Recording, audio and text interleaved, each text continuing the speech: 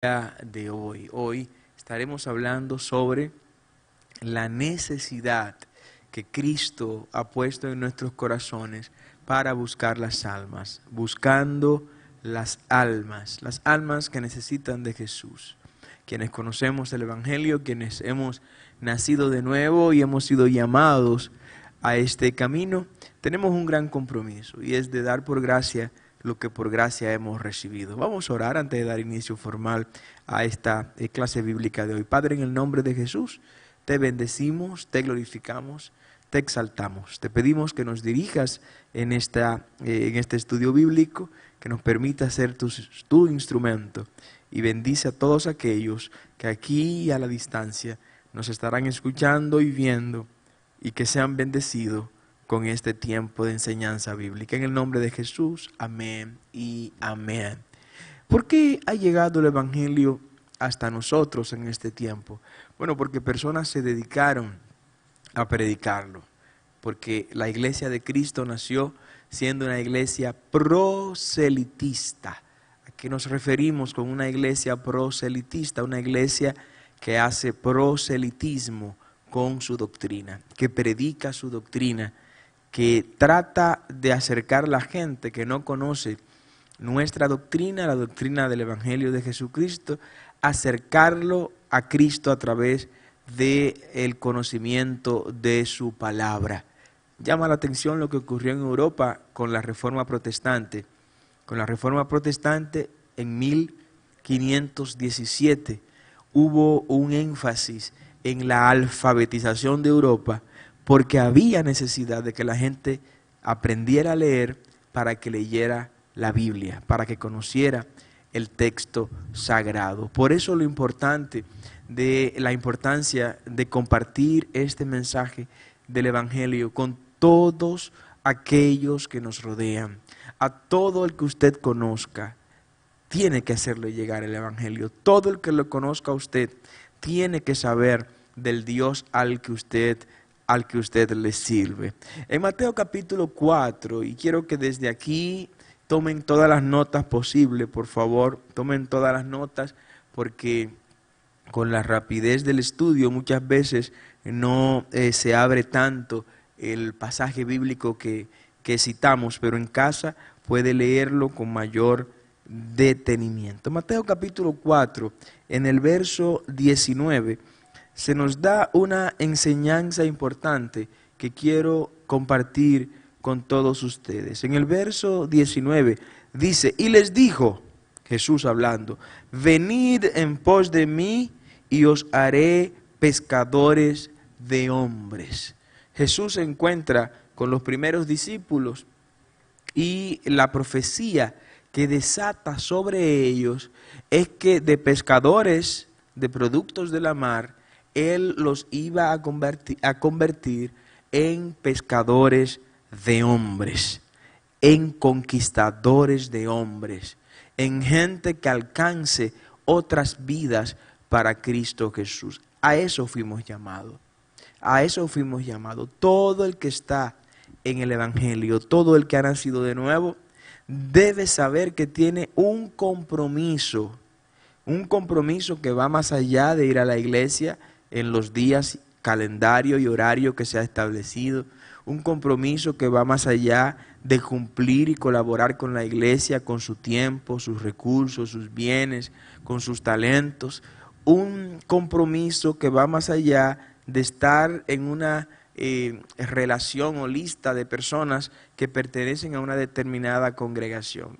Hay un compromiso de pescar hombres, de conquistar más personas para Dios, que así como a usted alguien le predicó el Evangelio y gracias al Señor ese alguien le predicó, hoy usted está en los pies del Señor, a los pies del Maestro, usted tiene el compromiso de llevarle el Maestro a otras personas, compartir la palabra con otras personas que necesiten del Evangelio. Sobre todos los que hemos aceptado a Cristo, hay una orden, hay un mandato imperativo de ir y pescar hombres. A todos los que Cristo ha llamado, los ha hecho pescadores de hombres. Lo que pasa es que a veces no nos damos cuenta que tenemos la red en la mano, que la mar está llena de peces esperando por nosotros para que lancemos la red y de allá para acá traer una pesca hermosa. Hay bendiciones grandes para los que predican el Evangelio. Y a veces lo predicamos en medio de llantos, en medio de lágrimas. A veces lo predicamos el Evangelio en medio de dolor. Un teólogo importante de la cristiandad dijo que a veces los pastores somos personas que aún estando enfermas, Dios nos manda a sanar enfermos. Fíjense qué cosa. Aún estando enfermos, Dios nos manda a sanar enfermos, porque no somos nosotros, sino Él a través de nosotros, y Él no va a quedar en vergüenza. Hay bendiciones para todos los que se deciden predicar el Evangelio. Abre tu Biblia, por favor, aquí y allá en la casa, en Isaías capítulo 52. Isaías capítulo 52, en el versículo 7, deja una enseñanza que es una promesa. Es una promesa que se hizo casi 800 años antes de Cristo nacer y que hoy sigue latente, hoy sigue tan viva como el momento en que a través de Isaías se desató. Isaías 52, en el verso 7, anota esta cita por favor, memorízala, apréndela, compártela con otros. Dice: cuán hermosos son los montes, cuán hermosos son sobre los montes los pies del que trae alegres nuevas, del que anuncia la paz, del que trae nuevas del bien, del que publica salvación, del que dice a Sión, tu Dios reina. Cuán hermosos son esos pies del que va llevando las buenas nuevas. Eso es lo que significa evangelio en griego. Evangelio significa buenas noticias, nuevas buenas nuevas, ¿no? Entonces este oficio, esta vocación, el cumplimiento de este mandamiento, predicar el Evangelio, desata sobre los que lo hacen bendiciones que vienen de lo alto, bendiciones de salvación. Y dice la palabra que irán sembrando con lágrimas y con llantos, pero regresarán con gozo, recogiendo sus gavillas. Hay promesa de cosecha, hay promesa de resultados cuando usted se decide a predicar el Evangelio. Sí, y sé que a veces no estamos en los mejores momentos, sé que a veces necesitamos que alguien nos predique a nosotros, que alguien nos diga a nosotros, nos recuerde a nosotros la palabra, que alguien nos dé una palabra de aliento, de consuelo, y aún así Dios nos envía a predicar, a veces sabiendo Él que somos nosotros los que necesitamos de esa palabra. Por eso es lo importante de congregarse. Por eso es la importancia de estar en la iglesia, de participar en las actividades de la congregación, porque en medio de la casa de los santos hay fortaleza. Dice David, cuán alegre es, cuán maravilloso es habitar los hermanos juntos en armonía, porque allí envía Jehová bendición, salvación y vida eterna. Porque en ese lugar donde nos congregamos todos juntos como un cuerpo, ahí hay un fuego encendido de manera colectiva. Ahí el tizón que vino medio apagado se va a encender por el otro tizón que a su lado va a estar encendido. El que está débil va a recibir apoyo y fuerza de los demás. Pero si usted estando débil, estando casi apagado, se queda al margen, se queda por su lado, pues usted corre el riesgo de enfriarse de tal manera que desaparezca todo fuego que ha habido en usted en algún momento. Entonces, cuando uno viene a la iglesia, cuando uno va a la congregación, adora de manera corporativa, corporativo es como cuerpo, ¿no? Escucha un mensaje del pastor y recibe la enseñanza, lo que está es recibiendo el alimento que necesita para volver a salir a la calle, a enfrentarse contra un mundo que quiere ver al cristiano destruido, a enfrentarse contra una sociedad que se resiste a que usted y yo ya no vivimos para esa sociedad, que se resiste a creer esa sociedad, que ya el pecado no es quien manda y ordena en nosotros. De eso es que se trata. Por eso es lo importante de predicar el Evangelio. Nosotros, quienes hemos creído en las verdades bíblicas, predicamos convencidos de varias premisas. Te voy a mencionar solo unas cuantas. Premisas que nos mueven también a predicar. Predicamos, claro, predicamos porque amamos a Jesús. Predicamos porque obedecemos al mandato de ir y hacer discípulos a todas las naciones predicando el Evangelio. Predicamos porque alguien nos predicó y en agradecimiento queremos que los demás sientan lo que hemos recibido con la predicación que Dios nos envió a través de ese alguien. Claro que sí, pero hay unas premisas que quiero compartirte. Primero, vamos a predicar confiados en que creemos en nuestro Señor Jesucristo. Eso es una verdad innegociable.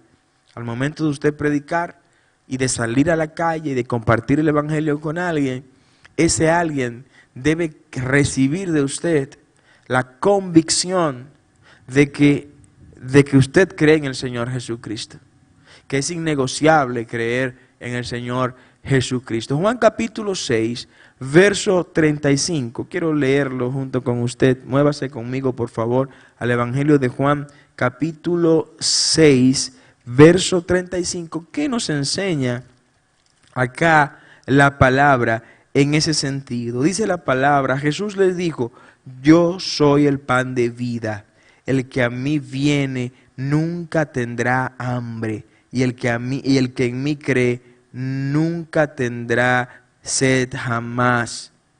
Ese es el Cristo en el que nosotros creemos. A ese Cristo es que vamos a salir a predicar. Ese Cristo es el que le vamos a presentar a las personas. Aquel que está listo para saciar nuestra hambre y nuestra sed. Juan capítulo 7, verso 38 también nos deja una enseñanza sobre ese Cristo que nosotros creemos. Juan dice en el versículo 38 del capítulo 7, el que cree en mí, como dice la Escritura, de su interior correrán ríos de agua viva. Ese es el Cristo en que usted y yo hemos creído. Un Cristo que el vacío que la gente tiene allá afuera, que la humanidad tiene fuera del cuerpo de Cristo, ese vacío Cristo lo puede llenar y hacer que brote, que fluya ríos de agua viva, que el Espíritu Santo se mueva en aquellas personas que hoy vagan perdidas y confundidas por el pecado. El libro de Hechos de los Apóstoles, también nos da una explicación y quiero que anotes esta cita y la busques en casa también. El libro de Hechos, capítulo 16, desde el verso 5 en adelante, nos deja unas enseñanzas sobre este Cristo al que nosotros predicamos. Así que las iglesias eran confirmadas en la fe y aumentaban en número cada día. Aquí yo me quiero detener, porque el Cristo al que nosotros vamos a predicarle a la gente es un Cristo que la iglesia que formó es una iglesia que tiene que crecer de manera permanente. ¿Y cómo crece la iglesia? La iglesia crece en calidad y en cantidad. En este pasaje bíblico del libro de los Hechos, capítulo 16, verso 5, cuando habla de el crecimiento en número, está hablando de la cantidad, pero previo a esto habla del crecimiento en la fe. Ahí está hablando de la calidad.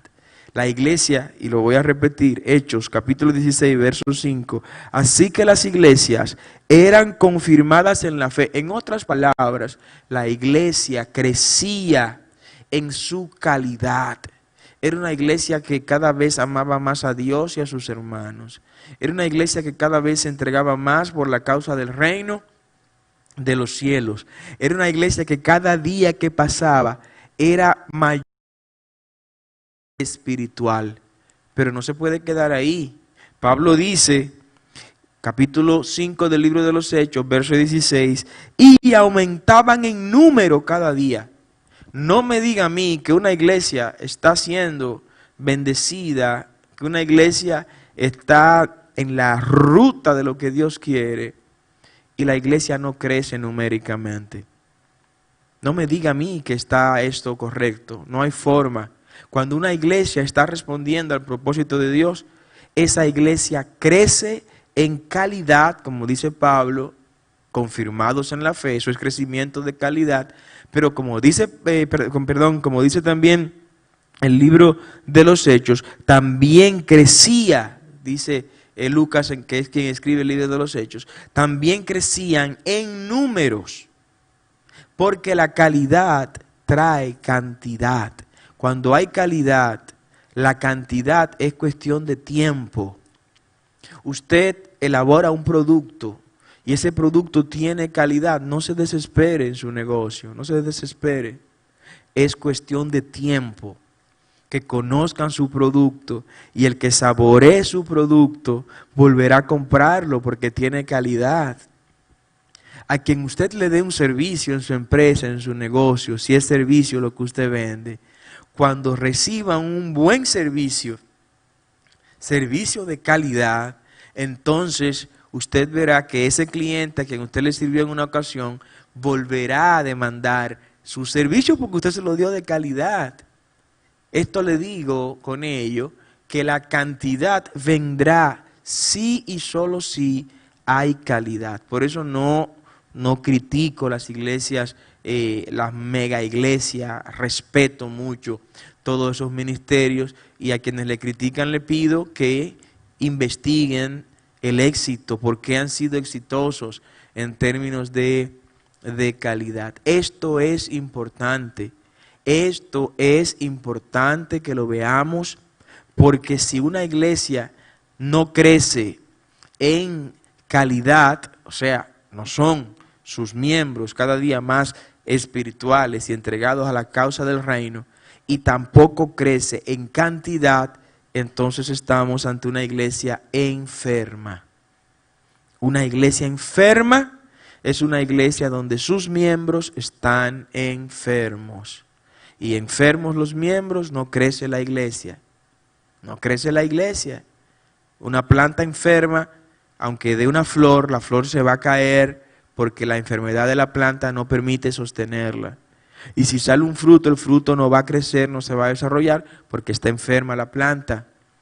Entonces, un síntoma claro de que una iglesia está enferma es su falta de crecimiento. Si no crece, es porque algo está ocurriendo ahí dentro que hay que sacar, que hay que poner a los pies de Cristo y hay que llevarlo cautivo a la voluntad de Dios. Esto es lo que enseña acá el libro de los Hechos, que la iglesia, las iglesias primitivas, las iglesias de los inicios de nuestros tiempos como cuerpo de Cristo, crecían y la cantidad que había este domingo era distinta a la cantidad que había el domingo siguiente. Cada vez había más personas, porque la salud de una iglesia se evidencia en su crecimiento en calidad y en su crecimiento en cantidad. Pero ¿por qué se puede definir una iglesia enferma? Bueno, una iglesia está enferma si sus miembros están enfermos. Porque ¿quién es que trae? ¿Quién es que invita a la iglesia? ¿Quién es que trae personas a la iglesia? ¿Quién es que predica? Y al predicar las personas van, visitan la iglesia y se convierten. Son los miembros de la congregación. Son los hermanos de la iglesia. Son los que participan del cuerpo de Cristo, que predican el evangelio y que al predicar el evangelio enseñan el evangelio a los que no conocen a Jesús, y esas personas vienen a los pies del Señor. Pero si una iglesia está integrada por personas que no predican el evangelio, pues sencillamente es una iglesia que está condenada a quedarse, en el mejor de los casos, con su misma feligresía. No va a crecer. Y si eso se reproduce en toda la cristiandad, pues el cristianismo va a minimizarse, a reducirse a su mínima expresión, porque no es una iglesia proselitista. La iglesia de Cristo nació siendo una iglesia proselitista, de gente que predique el evangelio, de gente que comparte la palabra, de gente que se sienta con otras personas a enseñarle las verdades de Jesucristo. Si una iglesia no hace eso, es una iglesia enferma y es una iglesia que se va a quedar petrificada. Nosotros creemos en la palabra de Dios. Vamos a predicar y cuando salgamos a ganar las almas, a conquistar las almas tienen que saber cuál es nuestra norma de vida. Es la Biblia. La Biblia es nuestra carta de ruta. La Biblia es el mapa con el cual nos vamos a mover en este mundo de dificultades. La Biblia es la que nos enseña lo que Dios quiere para nosotros ser salvos. Lo que usted necesita para ser salvo ya está en la Biblia. La Biblia no es un libro de ginecología, la Biblia no es un libro de biología, no es un libro de astronomía. No, la Biblia es el libro que te enseña lo que Dios quiere para que sean salvos. Lo que Dios busca para que usted le agrade, para que alcance la estatura del varón perfecto, que es Dios, que es Cristo Jesús, nuestro Señor y Salvador. Entonces, desde esa perspectiva, la gente a la que predicamos, las personas a las que Cristo nos llamó a que pesquemos, porque todo el que está en la iglesia, todo el que es miembro del cuerpo de Cristo, tiene un mandato de salir a pescar hombres. Esto no hay que esperar que el Señor nos lo revele en un sueño. Esto no hay que esperar que un profeta nos diga, tienes que salir a predicar. No, ya Él nos lo dijo. Ya Él nos dio la orden de ir y predicar el evangelio. ¿A quién? Lo vamos a ver más adelante. ¿A quién? El libro a los Hebreos, la epístola a los Hebreos, nos enseña algo importante. Búsquela, por favor. El libro de los Hebreos, la epístola a los Hebreos, vamos a buscarla. Y vamos a leer en el capítulo 4. Hebreos es la última de estas epístolas que están antes de las epístolas universales, ¿no? Capítulo 4 de la epístola a los Hebreos. Capítulo 4, verso 12. ¿Qué nos enseña acá el escritor a los Hebreos? Oigan bien, porque la palabra de Dios es viva y eficaz. No se trata de letra muerta. Por eso no nos avergonzamos de decir que creemos en la Biblia. Porque la Biblia es palabra viva. Es palabra que revive a la persona, que vivifica las vidas muertas en el pecado. Esa es la Biblia. Entonces, cuando usted vaya a predicarle a la gente, trate de conocer la palabra, de manejar los textos que usted va a compartir con esa persona y trate de formarse de tal manera que pueda responder. No es que usted se va a hacer un teólogo para salir a predicar, no, para nada. Usted con unos cuantos versos claves de evangelismo va y predica. Y si las personas quieren ya involucrarse en un discipulado, pues auxíliese de los pastores, de los servidores de la iglesia para hacer todo eso. Sigue diciendo el escritor a los Hebreos en el capítulo 4, verso 12, porque la palabra de Dios es viva y eficaz y más cortante que toda espada de dos filos y penetra hasta partir el alma y el espíritu, las coyunturas y los tuétanos, y discierne los pensamientos y las intenciones del corazón. Esa es la Biblia. La Biblia no se lanza y retorna vacía. La palabra, cuando se lanza, siempre tendrá un resultado. Hoy me comentaba mi madre de un nietecito que tiene, hijo de una de nuestras hermanas, y me dice ella, cuando estoy orando, me dice ella, yo oro en voz alta y él viene y se hinca al lado mío y repite exactamente todo lo que yo digo. Le digo, mami, ese niño, por más que mañana se pretenda alejar de los caminos, tenga la seguridad que no va a olvidar estos momentos de oración. Porque eso marca, porque es palabra de Dios que se está sembrando en esa vida. Y esa palabra de Dios que se está sembrando en esa vida va a retornar y no va a retornar vacía. Mañana, Dios guarde, el niño se aparta, se aleja, siempre tendrá en su mente, wow, me acuerdo cuando abuela oraba conmigo y me enseñaba la palabra y me encaminaba por la senda del Señor. La palabra es eficaz. No se decepcione, no se frustre porque usted le predique a alguien, porque usted enseñe a alguien y usted no esté viendo ese resultado. No, no se sienta mal. ¿Saben por qué? Porque Cristo no nos envió a convertir a nadie. En ningún lugar de la Biblia dice, vayan y conviertan a la gente. No nos toca a nosotros convertir a nadie. No nos toca a nosotros hacer que nadie se arrepienta. No. A nosotros lo que nos toca es predicar el Evangelio. Predicar el Evangelio del amor. El Evangelio de las buenas nuevas. El Evangelio de la condenación. Eso en su momento esa persona va a aprender sobre eso. Pero alguien que ya está perdido en el pecado, que está en el camino de perdición, usted no puede ir a decirle, hablarle un mensaje de perdición, porque eso es lo que él está viviendo. Tiene que llevarle un mensaje de amor, de transformación, de regeneración, un mensaje de comenzar de nuevo en Cristo Jesús. ¿Se convirtió esa persona al Evangelio? Gloria a Dios. No se convirtió, sígale predicando, pero no se frustre, porque a usted lo van a medir, el Señor lo va a evaluar, no por la gente que se conviertan, sino por las personas a las que usted le predique el Evangelio. Porque eso fue lo que Él nos dijo. Id y predicad el Evangelio a toda criatura. El que creyere y fuere bautizado, este será salvo. Él no nos ordenó que vayamos a convertir a nadie. El que convence de pecado es el Espíritu Santo. El Espíritu Santo es el que le dice a esa persona, mientras usted le está predicando, el Espíritu Santo es que le va diciendo, mira, eso es verdad lo que te está diciendo mi hijo. Eso es cierto, tienes que dejar tu vida de pecado, tienes que volver al camino, tienes que regenerarte, transformarte. Pero ¿cómo la gente va a creer si no hay quien les hable?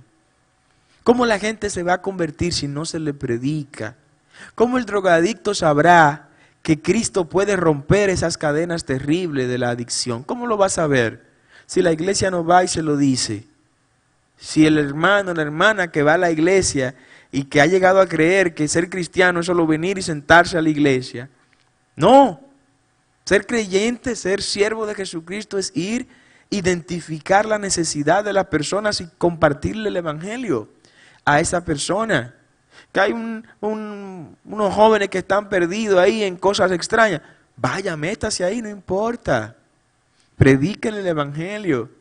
Que hay un matrimonio donde hay infidelidad y eso está acabando con el matrimonio. Vaya y muéstrele a Cristo como el medio para transformar y salvar esa familia, ese matrimonio. No nos podemos quedar de brazos cruzados viendo que las vidas se están perdiendo. Entonces, Isaías también habla sobre esto. Isaías capítulo 40. Anote esto, por favor, y váyase conmigo y léalo más amplio en la casa. Isaías 40, desde el verso 8, nos da una enseñanza importante que quiero compartirles también en este día. Isaías, que es el primero, como se conoce, de los profetas mayores, profetizó 750, 800 años antes de Jesucristo. Isaías capítulo 40, verso 8 dice, sécase la hierba, marchítese la flor, mas la palabra del Dios nuestro permanecerá para siempre. Usted escuchó lo que dije. Se puede secar la hierba, se puede marchitar la flor, pero la palabra de Dios permanecerá para siempre. Porque es palabra de Dios y Dios no se muda.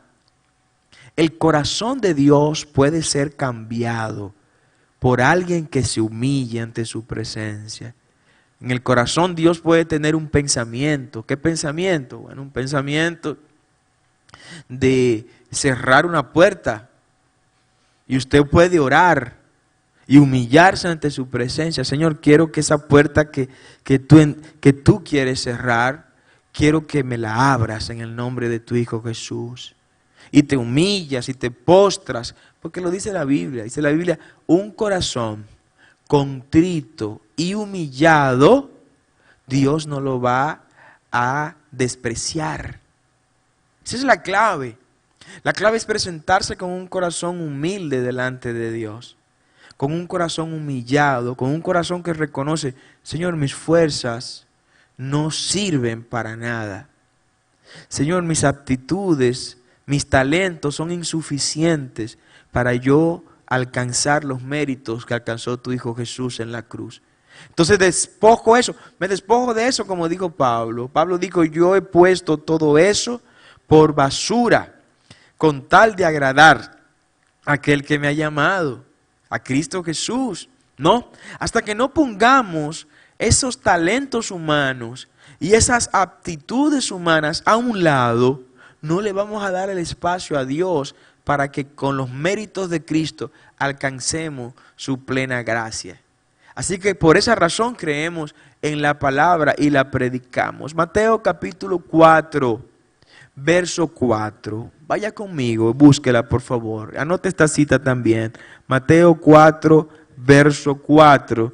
Nos enseña algo sobre la importancia de la palabra del Señor y que usted debe aprender en este día para cuando le pregunten sobre la importancia de la palabra, usted la pueda informar. Cristo le respondió y dijo, escrito está, no solo de pan vivirá el hombre, sino de toda palabra que sale de la boca de Dios.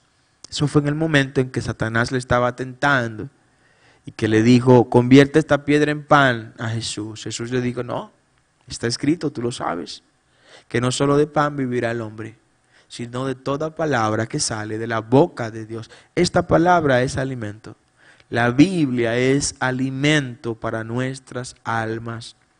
No puedes pretender estar espiritualmente alimentado si no te comes el rollo, si no estudias la Biblia, si no aprendes algo nuevo cada día sobre el texto sagrado, te vas a ir secando paulatinamente. Te vas a ir consumiendo poco a poco y te vas a dar cuenta que no tienes ánimo de ir a la iglesia, no tienes deseo de predicar, no tienes deseo de orar, y es porque dejaste de comer de tu alimento espiritual. Si al cuerpo usted lo físico lo deja de alimentar, usted verá como en poco tiempo sus defensas bajarán, usted estará muy vulnerable a lo que le ocurre a los cuerpos que se debilitan. Cualquier virus le va a entrar a su cuerpo, cualquier bacteria va a agarrar su cuerpo y se va al final de cuentas a deteriorar. Eso ocurre con el alma. Si usted no alimenta el alma con la palabra de Dios, se va a ir secando en el aspecto espiritual. Irá perdiéndole el deseo, la pasión por las cosas del reino de Dios. Por eso es importante comerse la palabra de Dios. El Evangelio de Juan también habla sobre eso. Juan capítulo 8, verso 47. Ojalá pueda buscarlo. Anota esta cita y estúdiala de manera más tranquilita en la casa. El Evangelio de Juan capítulo 8, verso 47 nos deja unas enseñanzas que quiero también dejártela a ti en este día. Y dijo, el que es de Dios, la palabra de Dios oye. Por esto no la oís vosotros, porque no sois de Dios. ¡Wow! El que es de Dios, la palabra de Dios oye. Eso lo dijo Jesús mismo hablando. El que le pertenece a Dios oye su palabra. Busca su palabra, quiere vivir al lado de su palabra y en su palabra. Cristo les dice, pero como ustedes no son de Dios, y ya usted sabe que el que no es de Dios, ¿a quién pertenece? ¿De quién es? ¿No? Entonces, si usted, por alguna razón, no dedica tiempo a la palabra, no dedica tiempo al estudio profundo de la Biblia, pues entonces debe revisarse, porque si usted es de Dios, debe tratar de estar vinculado siempre a la palabra de Dios. A la gente hay que predicarle. Pablo también le habla a los efesios. En el capítulo 6, verso 17, Pablo dice, tomad el yelmo de la salvación y la espada del Espíritu, que es la palabra de Dios. Cuando Pablo le está diciendo a la gente de Éfeso, ¿cuál es la armadura de Dios? ¿Cuáles son las herramientas que necesita el creyente en términos de armadura para ir a la guerra y que no lo liquiden en la guerra, sino que él vence en la guerra? Una de esas armas que Pablo menciona es la palabra de Dios. Y la pone de manera tipológica comparándola con la espada. Sí, la espada. La palabra de Dios es la espada del Espíritu, porque con ella es que combatimos al enemigo. Cuando usted recuerda y estudia el debate que tuvo Satanás y Jesús después de Cristo estar los 40 días de ayuno y oración en Israel, allá en Jerusalén, Cristo, todo lo que Satanás le daba, le decía, le proponía, ¿cómo se lo respondía a Jesús? Por la palabra, por la palabra. Nosotros vamos a vencer en el mundo espiritual, es por y con la palabra. Si usted no tiene palabra de Dios, usted no podrá desatar palabra de Dios en las guerras espirituales que tiene que librar. En el mundo espiritual, la autoridad, uno de los indicadores para medir esa autoridad es exactamente la utilización de la palabra de Dios. Que los espíritus contra los que usted pelea y batalla en el mundo espiritual sepa que usted tiene una espada. La espada es un arma de guerra para la defensiva, para la ofensiva. Con la espada usted ofende, con la espada usted ataca. Es distinto al escudo. El escudo es para qué? Para usted defenderse. La espada es para usted atacar, para usted ir arriba del enemigo, irle arriba al adversario. ¿Qué ocurre si usted no ataca? Le voy a revelar algo. La mejor manera de defenderse en una guerra es atacando. La mejor manera de defenderse del enemigo es atacando, porque usted no sabe en el momento en que el enemigo lo va a atacar a usted. Ahora, usted sí puede tener control del momento en el que usted va a atacar al enemigo. La iglesia de Cristo es una iglesia que ataca. Sí, ataca. La iglesia de Cristo ataca el pecado.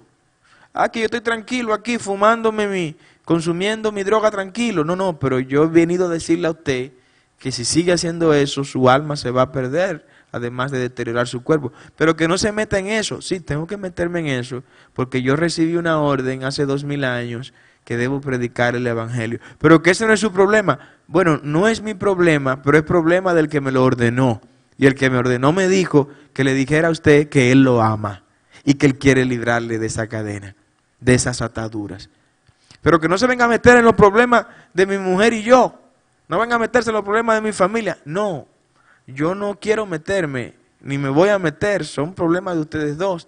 Yo solo he venido a decir que crean en el Señor Jesucristo y será salvo usted y su casa. Pero que mire que se está metiendo con mi casa. No, yo no me estoy metiendo. Entre ustedes son esposo y mujer. No tengo que ver con nada, en nada de eso. Solo quiero decirle que lo que a ustedes les pasa, Cristo puede resolverlo. Que si meten a Cristo ahí, las cosas pueden ser diferentes. La iglesia ataca. La iglesia de Cristo no es una iglesia pasiva, es una iglesia activa. Por eso tenemos más de 2000 años. Y como institución, si somos una institución, si podemos definirnos así, estamos viva y de pie por la gracia de Dios y porque a través de la fuerza que nos da el Espíritu Santo, no nos hemos quedado esperando que la gente venga donde nosotros para predicarle, no. Nosotros hemos ido donde la gente a predicarle. Yo conocí un pastor que él tenía su iglesia llena de personas que habían aceptado al Señor en la siguiente labor. Él identificaba en su municipio todas las funerarias donde quiera que había una persona que la estaban velando. Y donde quiera que no había un pastor o un sacerdote para dar la palabra final, él iba y se ofrecía a los familiares. Y le dice a los familiares, ¿ustedes no tienen un pastor aquí que le dé la predicación final? Antes de, no tenemos nadie. Hay familias así, que van a la funeraria y lloran y todo, pero ni llevan un religioso para que dé una palabra. Ese pastor iba funeraria por funeraria, todos los días, e iba a cada capilla de la funeraria y preguntaba a los familiares, ¿ustedes tienen el cura o el sacerdote que le haga el servicio religioso? Si no lo tenemos, yo se lo hago gratuitamente, no tienen que dar ofrenda ni nada. Y de ahí salía personas que se convertían. Y él dejaba su tarjeta y la iglesia, la dirección de la iglesia, y tenía la iglesia llena de personas que conocieron a Jesús a través de él en la funeraria. En la funeraria. Había otro que se paraba en las galleras y a todos los galleros que perdían ese día, que salían sin un centavo, el pastor iba y conversaba con el gallero y lo consolaba. Le decía, viste cómo perdiste todo tu dinero, pero Cristo te lo va a devolver. Oiga, el que perdió amargado de la vida, pero había alguien usando una estrategia de evangelismo en ese sentido. Entonces, eso es lo que ha hecho la iglesia durante 2000 años. Lo que la iglesia ha hecho durante 2000 años es ser creativa con la mente de Cristo para que el evangelio crezca, predicar. Usted tiene una empresa, usted no puede obligar a sus empleados a que sean cristianos todos, no puede obligarlo, eso es inconstitucional. Ahora usted sí puede, como dueño de su empresa, establecer todos los días en la mañana, antes de empezar las labores, un culto de 10 minutos, donde se ore, se cante y se dé una palabra de 3 o 4 minutos, una predicación de 3 o 4 minutos, y que eso quede instituido ahí. No están obligados a participar todos los empleados, pero no creo que un empleado vaya a negarse, porque ya está en la empresa, está en el trabajo, y va a escuchar ahí. Esa palabra no va a regresar vacía. Esa palabra, olvídese, aunque ahí no se convierta nadie, aunque ahí nadie diga que va a aceptar al Señor, esa palabra queda en el corazón y va a germinar y va a dar su fruto en su momento. Nosotros creemos en que, y es una de las razones por las que tenemos que predicar, creemos que sin Jesús estamos perdidos, que sin Cristo no hay salvación. Esa es una verdad que no podemos negociarla. Algunos nos preguntarán, pero los que creen en Mahoma, ¿qué pasó? Bueno, si no creen en Jesús, están perdidos. Los que creen en otros dioses o divinidades falsas, si no creen en Jesús, están perdidos. Eso no lo podemos negociar. Hay verdades absolutas. La Biblia es el libro de las verdades absolutas. El mundo quiere relativizar todo, ¿no? Todo es relativo. Ahora todo depende, ¿no? Todo depende. Si yo estoy con mi pareja y esa es la pareja con la que voy a vivir toda la vida, no importa que no estemos formalmente casados, podemos tener relaciones íntimas sin problema, porque es mi pareja y yo voy a estar con ella y ella va a estar conmigo, no hay problema. No. Aunque la sociedad diga eso y se promueva eso, hay un orden bíblico en ese sentido. No, que una mentira chiquita, eso no puede ser contabilizado como pecado. No, la Biblia no habla ni de mentiras grandes ni de mentiras pequeñas, habla de mentiras. Entonces, cuando uno analiza cómo la sociedad quiere hacer todo relativo, no, que todo depende. No todo depende, hay verdades absolutas. Hay verdades absolutas.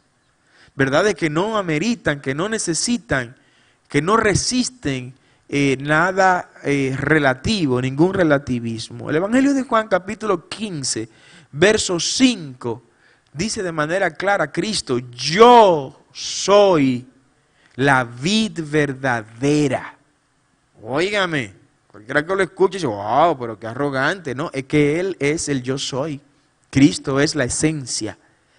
El yo soy que se le presentó a Moisés allá en el monte Oreb, en la zarza ardiente, cuando Moisés le dice, pero, y si Faraón me pregunta quién fue que me envió y cómo se llama mi Dios, ¿qué le dijo el Señor? Dile que el yo soy, el Shaddai, mandó a decirte que suelte a mi pueblo para ir a rendir culto a mi nombre en la tierra prometida.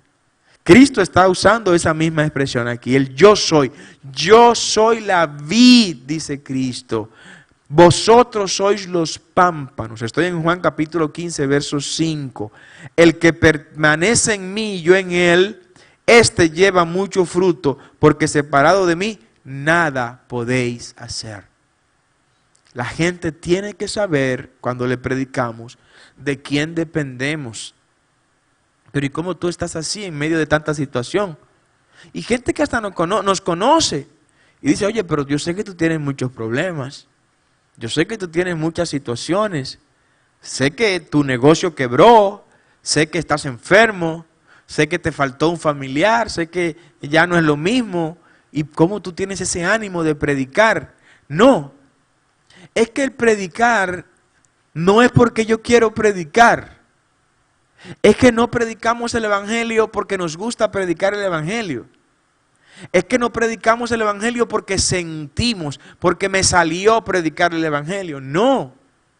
El Evangelio lo predicamos porque es una orden que se nos dio a todo creyente en el Señor Jesucristo. Todo el que ha creído en Jesús tiene una orden. Óigame, aunque a usted no le guste. Porque hay a quienes no les gusta ir a trabajar, pero saben que si no van a trabajar, ¿qué va a pasar? No va a comer. Hay a quienes no les gusta el trabajo que hacen inclusive, pero dicen, pero no lo puedo soltar porque de aquí es que yo me alimento y mantengo a mi familia.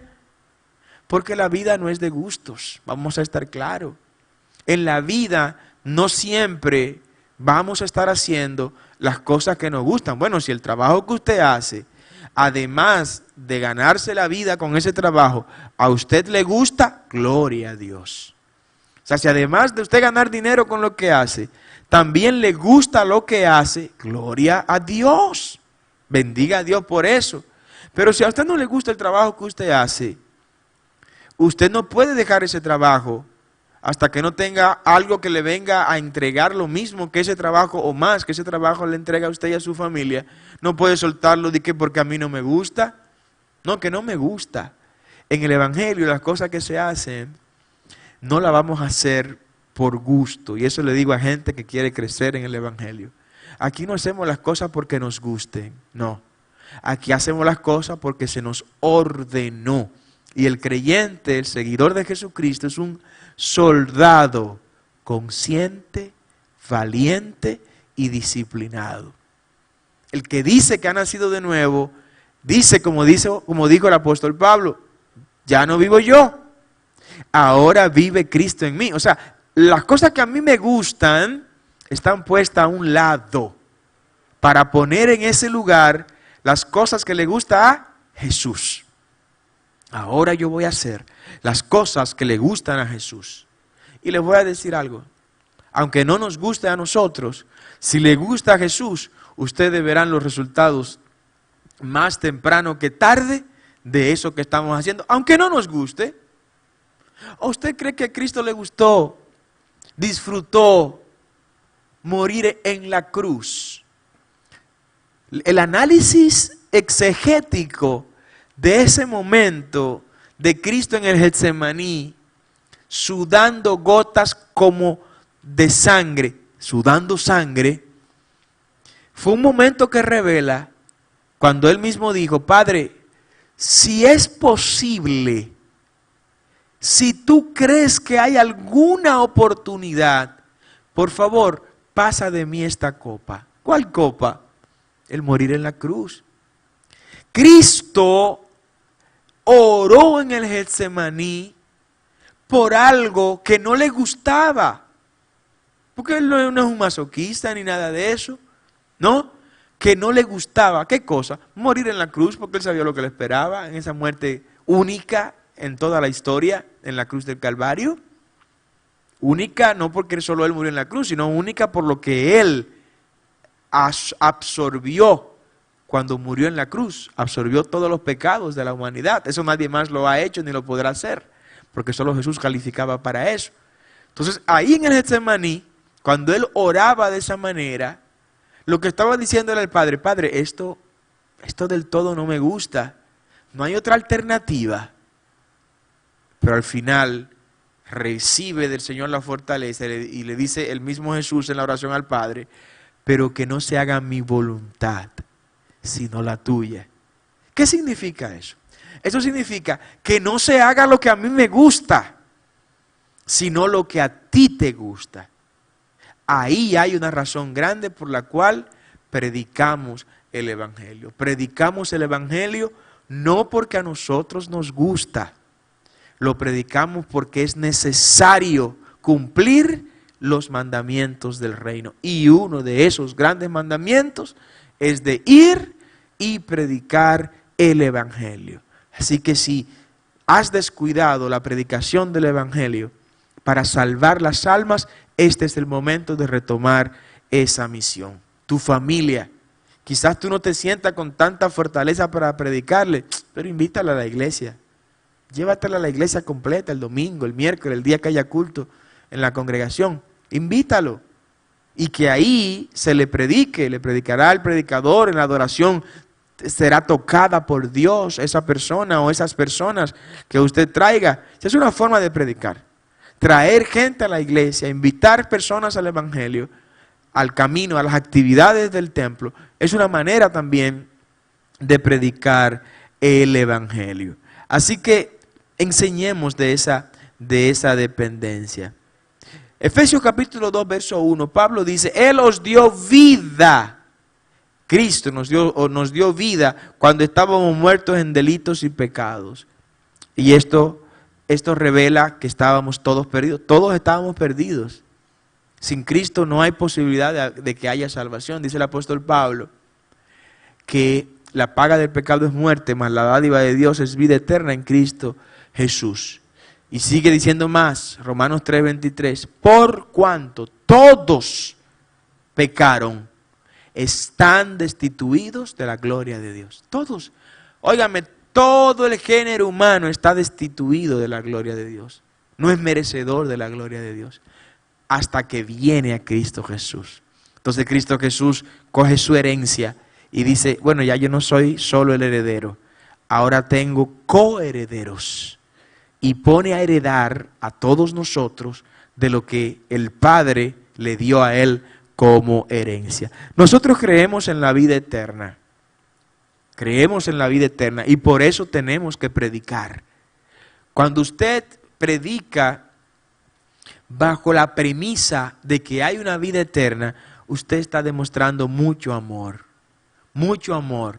Porque usted está predicando porque usted no quiere que esa persona que está perdida en el pecado se vaya a una vida eterna de castigo y perdición, sino que se vaya a una vida eterna de bendición al lado de Jesús. Eso es mucho amor. La manera de mostrar mucho amor a una persona que no conoce a Cristo es librándola, enseñándole cómo librarse de la perdición eterna y enseñarle cómo entrar por la puerta angosta que es Cristo Jesús. El Evangelio de Juan, capítulo 6, verso 47. Ojalá pueda leer conmigo, por favor. Evangelio de Juan, capítulo 6, verso 47. El Señor enseña lo siguiente. Este es un capítulo un poco largo, pero solo el 47 vamos a leer. Dice, de cierto os digo, el que cree en mí ya tiene la vida eterna, dijo Jesús. Ya la tiene la vida eterna. O sea que esto no es tan complejo, no es tan complicado. El que cree en mí, dice Jesús, ya tiene la vida eterna. Porque yo soy el camino, la verdad y yo soy la vida. Y nadie va al Padre si no es a través de mí, dijo Jesús. Entonces nosotros predicamos porque queremos que los demás tengan esa vida eterna que es Cristo Jesús. Y al contrario, es un acto egoísta. Escuchen bien. Es un caso egoísta el no predicar el Evangelio. Cuando usted no comparte este tesoro que Jesús nos entregó, su Evangelio, la salvación, sus bendiciones, cuando usted no lo comparte, entonces usted se convierte en un egoísta. porque usted tiene algo bueno en las manos y lo tiene solo para usted. O sea, no solo está pecando, y esto es muy serio y delicado lo que estoy diciendo, porque el cristiano que no predique el evangelio está en pecado, porque está desobedeciendo un mandato. Y toda desobediencia es pecado, y viceversa, todo pecado es una desobediencia. Usted desobedece al Señor cuando no predique el evangelio. Cuando usted pasa por un lugar y ve gente perdidas ahí que necesitan de una palabra y usted no le da una palabra. Hasta por el peaje que usted pase. Cuando le esté cobrando el peaje ahí, diga, mire, Cristo le ama y quiere salvar su vida. A alguien a la farmacia, a la farmacéutica, usted va a comprar un medicamento. Aproveche esos momentos en que usted es protagonista. Usted va a comprar, lo tratan bien, casi siempre tratan bien a uno cuando uno va a comprar. No insultan a uno ni nada. Entonces, como usted va a comprar y va a gastar su dinero, aproveche y predíquele al que va a recibir ese beneficio de su dinero. Va a comprar un medicamento, la farmacéutica mientras le entrega, dice, gracias, Dios te bendiga, Cristo te ama y tú eres parte del plan de salvación de Dios para ti. Ya, eso le va a quedar a la mente a la gente.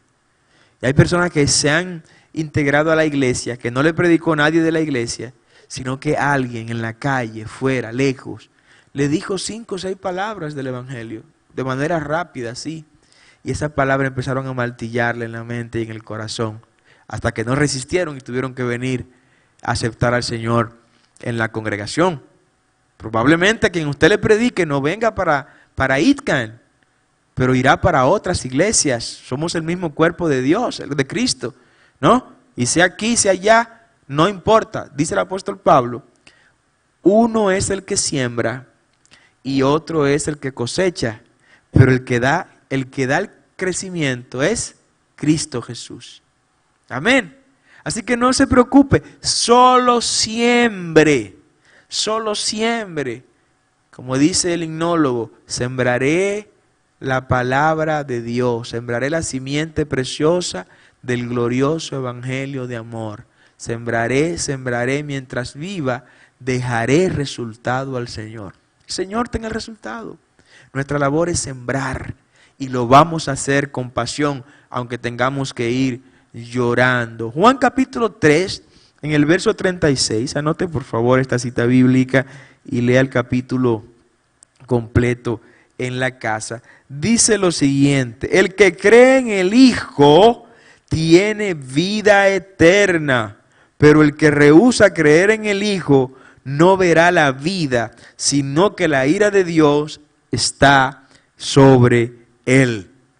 Cristo es reiterativo en que Él, solo Él, únicamente Él es la vida eterna. Me encanta lo que dice Juan capítulo 17, verso 3. Oiga lo que dice Juan, y este es un verso que explica bastante bien el por qué creemos en la vida eterna y cómo este argumento de la vida eterna lo utilizamos como estímulo para predicarle el evangelio a los demás. Además, los demás deben saber, las demás personas que no conocen a Cristo, deben saber que existe una vida eterna y que el que le estemos predicando es porque nuestro amor por ellos es tan grande que queremos que ellos tengan esa vida eterna al lado de Jesús. Es una muestra de amor, de compañerismo y de entrega. ¿Qué dice Juan capítulo 17, verso 3? Dice, y esta es la vida eterna, que te conozcan a ti, el único Dios verdadero, y a Jesucristo, a quien has enviado. Esa es la razón por la que debemos predicar el evangelio. Esta parte A de este estudio bíblico de hoy la vamos a dejar hasta acá, concluyendo con lo siguiente. Predicamos el evangelio porque creemos en Jesús, que es el único y suficiente Salvador. Predicamos el evangelio porque creemos en la Biblia, que es la palabra íntegra de Dios y que es más viva y eficaz y más cortante que toda espada de 2 filos. Predicamos el evangelio porque creemos en la vida eterna que Cristo Jesús ha preparado para nosotros. Predicamos el Evangelio porque reconocemos que solo a través de Cristo hay salvación para el género humano. Predicar el Evangelio es una muestra viva y comprobable de que amamos a aquellos que no conocen a Jesús. Y ese amor que le expresamos es el amor que Dios puso en nosotros por gracia, y por gracia lo estamos dando a los demás. Así que Dios les bendiga, Dios les guarde rica y abundantemente. Y quiero orar en esta hora para dar gracias al Padre. Señor eterno, gracias que nos has permitido enseñar tu palabra en este día, salvando las almas, alcanzando las almas. Estas almas que no te conocen y que ahora, tanto aquí como a través de las vías electrónicas, han escuchado esta palabra y quieren aceptarte. Te pido que hagas que ellos repitan esta oración con nosotros. Padre, perdona nuestros pecados, límpianos con la sangre de Cristo, inscribe nuestro nombre en el libro de la vida y que no se borre nunca jamás, en el nombre de Jesús. Señor, recíbelos como tus hijos. Si hay alguno enfermo en esta hora, oramos desde aquí, Padre, y declaramos en el nombre de Cristo sanidad plena para cada uno de ellos. Te pedimos que no importe el tipo de enfermedad que sea, que tu manto poderoso se pose sobre esos cuerpos, obrando sanidad. Si hay alguna persona con problemas financieros, problemas en el hogar, problemas sociales de cualquier índole, en esta hora te rogamos, te pedimos en el poderoso nombre de Cristo que intercedas conforme a tu voluntad para llevar el orden a cada una de esas vidas, y si es tu plena voluntad resolver esas situaciones, hacerlo en el nombre poderoso de Cristo Jesús.